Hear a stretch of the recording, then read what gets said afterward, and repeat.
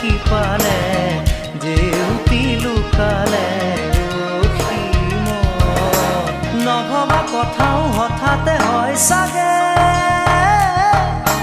পায়ো হেৰুৱালো বুজি পোৱাৰ আগতে